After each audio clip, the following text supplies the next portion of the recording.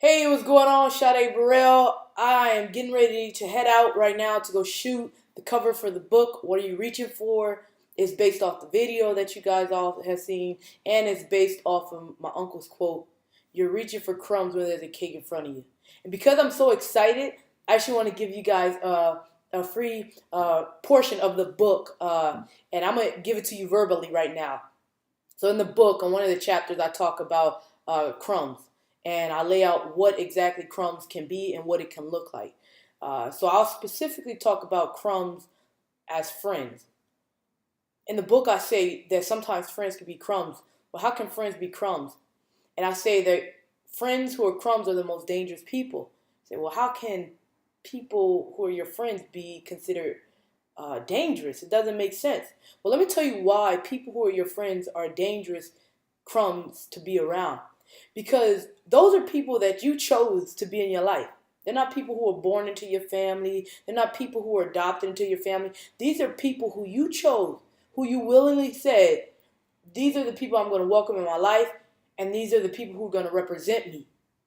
Because your friends are a representation of who you are. As much as we want to believe that they're not, they are.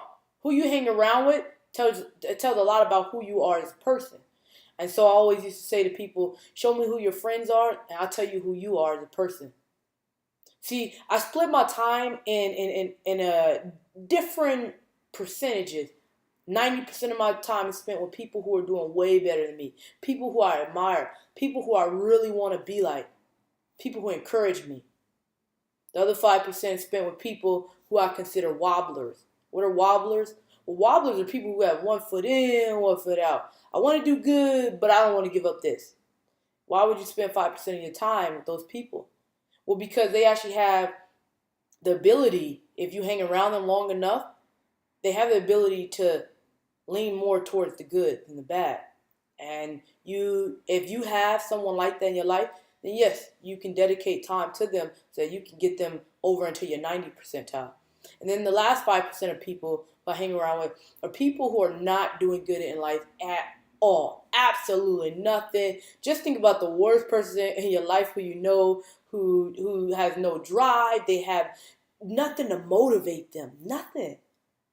Think about that person, and that's the other 5% who I spend my time around. So now we're at 100%, right? So you got 90 over here, you got 5 right here, the wobblers, and then you got another 5% of people who are just doing absolutely bad. Why would you hang around anyone who's doing bad? The reason why you hang around them is because it's your duty when you come up to go back to also help others.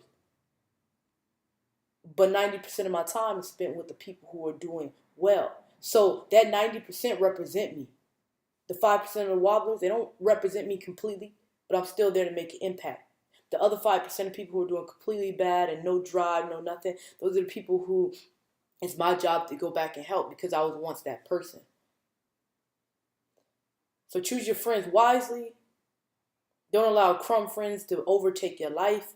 Don't allow them to build a cake that was never meant for you.